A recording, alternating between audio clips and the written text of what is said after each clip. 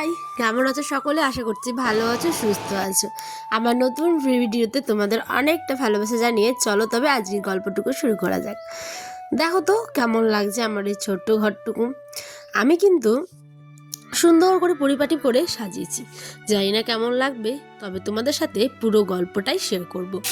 বহুদিন পর বাড়ি থেকে বাইরে থেকে বাড়িতে আসলে আর কি ঘরের যে এমন অবস্থা হয়ে থাকে, যেটা আমরা প্রত্যেকটা মেয়েই জানি, তাই না? বিশেষ করে যদি 4 থেকে 5 দিন আমরা বাড়ির বাইরে যাই আর ঘরটাকে গোছালো অবস্থায় রেখে যাই, তবু এসে দেখবে যে ঘরের এইরকম দুরবস্থা কিন্তু হতেই থাকে, ঠিক আছে? আর এদিকে তোমার যে হাজব্যান্ড, সেই যদি হয় আবার অলস টাইপের, তাহলে তো আর কোনো কথাই না। ঘরটুকুতে একটু ঝাড়ুও পড়ে না, কোনো কিছু না। যাই হোক, আমি গেছিলাম ঈদে বাবার বাড়ি। এসেই তোমরা তো দেখেছই হয়তো আমার অনেক ভিডিওতে, যারা রেগুলার আমার ভিডিও দেখো, যে আমি বাবার বাড়ি গেছিলাম। এসেই দেখো কত কাজ শুরু করে দিয়েছি। এই সানসেটটাতে প্রচুর ধুলো পড়েছিল, আর প্লাস পড়েছিল হচ্ছে পাখির খড়গুলো যে এনে এনে রাখে সেগুলোই। তো আমাদের যেহেতু এটা টিনের ঘর, তো সেই কারণে না পাখিগুলো বাসা বাঁধে বাইরে বারান্দায়। তো ওরই পাখির যে লোম বা খড়গুলো বলো, সেগুলোই আর কি এসে আমার এই সানসেটের উপরে উড়ে বসে পড়েছে, হয়তো কোনো সময় আমি দেখিনি। তো দেখি যে অনেক নোংরা, তাই ভাবলাম চলো একটা ঘরেই থাকা খাওয়া সমস্ত কিছু শোয়া, তো এরম অবস্থায় তো রাখা যায় না। এদিকে আয়ান বায়না ধরেছিল, মা আমাকে বেলুন ফুলিয়ে দাও। ছোটো বাচ্চা নিয়ে কাজ করা তো বুঝোই কতটা কষ্টের, তাকে যে কতভাবে মেনটেন করতে হয় সেই জানে। তো যাই হোক, এদিকে চোখে হয়তো চশমাটা পরে অনেকে বলবে, এ বাবা কাজ করছে, এ পাগল নাকি, চোখে চশমা পরে কাজ করছে কেন? কিন্তু তোমাদের সাথে একটা কথা বলি, সেটা হচ্ছে আমার চোখে প্রচুর পরিমাণে যেহেতু অ্যালার্জির প্রবলেম থাকে, সেই কারণে আমি চোখে সানগ্লাসটা পরছি। আর উপর হয়ে যেতে ঝুলগুলো ঝাড়তে হয়, সেই জন্যই চোখে চশমাটা পরছি, যাতে সেফটির জন্য নিজের। তার কারণ কি, যে উপরে তাকালে তো ডাইরেক্ট চোখের মধ্যে পড়বে, তাই না? তাই মুখে মাস্ক পরেছিলাম, সেটুকু আমি আর কাজগুলো না শ্বাস নিতে পারছিলাম না, এমন অবস্থা হয়েছিল। যাই হোক, অনেক কাজ করেছি, পুরো খাটের নিচ, শকেসের নিচ, আলনার নিচ, গোটা ঘর সানসেট জেরে টেরে পরিষ্কার করে স্নান করতে করতে কত দুপুর হয়ে গেছে। 2টো বাজে, সকাল থেকে শুরু করেছি, ঠিক আছে, 8:30-9টা থেকে। এবার আয়নার ওদিন ছিল বৃহস্পতিবার, ঠিক আছে, এটা গত বৃহস্পতিবারের ব্লগ আর কি। তো হাট মানে তো জানোই, গরম গরম মিষ্টি আর সাথে পরোটা তরকারি। আর একবার নিয়ে এসেছিলো। আর যেহেতু বাবা বাড়ি থেকে এসেছিলাম, ওই যে মাংস ছিল, আর রাত্রে আবার কিন্তু মাছও রান্না করবো। মাছটা তোমাদের একটু পরেই দেখাচ্ছি। এদিকে একটা বাদাম কেসের একটা জিনিস এনেছিল, তো আয়নের জন্য। তো ভাবলাম চলো, আমাকে প্রচণ্ড গরম লেগেছিলো, আমি একটু খাই। আর তারপর রান্না করেছিলাম হচ্ছে সেমাই আর মুড়ি। এই মুড়িটা আমি এখানে এসেই খেতে শিখেছি সেমাই দিয়ে। তারপরে দেখো বিকেলবেলা কত কাপড় কেছিলাম, 6 বালতি কাপড় আর 2 গামলা কাপড়, পুরো আলনার কাপড়। তারপরে পুরো আমার যেগুলো ইউজ করা হয়েছিল সেই কাপড়গুলো, যেগুলো আমি বাবার বাড়ি থেকে নিয়ে এসেছি, সেগুলো প্রচুর। জানোই তো একটা আমরা মেয়েরা জানি যে ঘরটা যতক্ষণ আমাদের পরিষ্কার না থাকে, আমাদের মানসিক শান্তি কিন্তু আমরা পাই না, তাই না বলো? এদিকে আমার যত হাঁড়ি বাসন আমি আমার বিয়েতে দান পেয়েছিলাম, প্লাস আমি কিনেছি, সেগুলো সমস্ত কিছু ঝেড়ে টেরে, বালতি দেগ, তারপরে হাঁড়ি বাসন সমস্ত কিছু আর কি।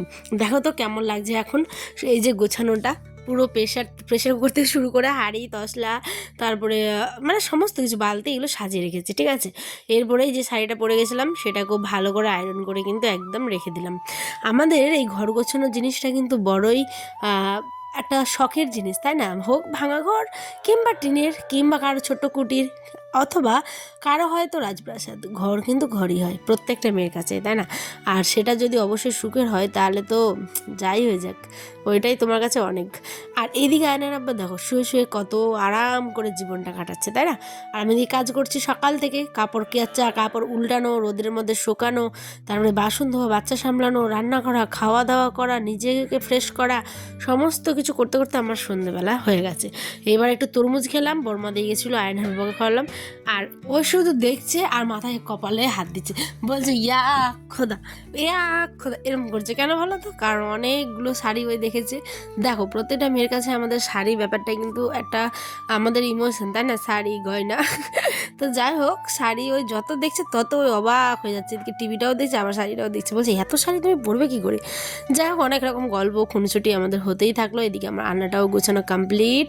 দেখো তো ভালো লাগছে। আর শখের না অতিরিক্ত পরিমাণে শোকেসটা নোংরা হয়ে গেছিলো গাইজ, অতিরিক্ত পরিমাণে। সেগুলোকে আমি একদম ভালো করে দেখো প্রত্যেকটা শাড়ি আমার মানে এই কটাই শাড়ি প্রত্যেকটা গুছিয়ে টুচিয়ে রেখে একদম আমি পরিপাটি করে কিন্তু রেখে দিলাম। ওকে, এবার আয়ান কিন্তু তার নতুন ট্রাক্টর একদম উঠে বসে দিয়েছে শোকেসে। এবার শোকেসে কমপ্লিট কাজ। এবার সোফাটাকে দেখো গুছিয়ে টুচিয়ে রেখে আমাদের বলু বাবাকে একটু দেখিয়ে দিলাম। আর এইদিকে কটা বাজে ঘড়ির কাঁটা, মা দেখেছো রাত্রি 8টা, সকাল 8টা থেকে কাজ করেছি। এই সিরিয়ালটা বড্ড এখন দেখছি এন্টারটেন বাংলাতে। যাই হোক, আমার এই ছোটো ছোটো গাছগুলো আগে থেকে তো ছিল এক্সট্রা, এই যে লেবু দেওয়া এই গাছটা আমি কিন্তু আমাদের মিনা বাজারে নিয়েছি এবার, ঠিক আছে। প্লাস ওই যে উপরে ফুলটা ঝুলছিল সেটাও। এদিকে দরজার টাঙিয়ে কাপড় দিয়েছি। এদিকে নিয়ে এসেছে আমাদের আয়ানের বাবা ইঠা মাছ, 1 কেজির মতো ইঠা মাছ এনেছিল। তো ইঠা মাছের দাড়ি তোমরা জীবনে দেখেছো কোনোদিনও মাছের আবার দাড়ি হয়, ভাবতে পারছো? তো ইঠা মাছ তোমাদের কোথায় কী বলে আমাকে কমেন্টে জানিও, আমি কিন্তু জানি না, আমাদের দিকে ইঠা মাছই বলে, বড় বড় একেবারে দাড়ি, ঠিক আছে। তো আমি তো দেখে বললাম এগুলো কেটে দেবো, আয়না বলছে না এগুলো কাটতে হয় না, এটাকে রেখে দিতেই হয়। তো ওই কারণেই এই যে দেখো মানে যে কোনো মাছের আর কি দাড়ি কাটতে নেই।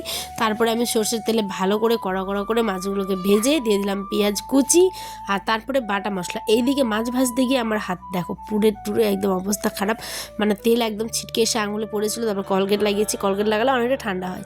তো যাই হোক চলো, ওই যে মশলা কষিয়ে মাছটা একটুখানি জোশ করেছি, মানে ঝোল দিয়েছি হালকা।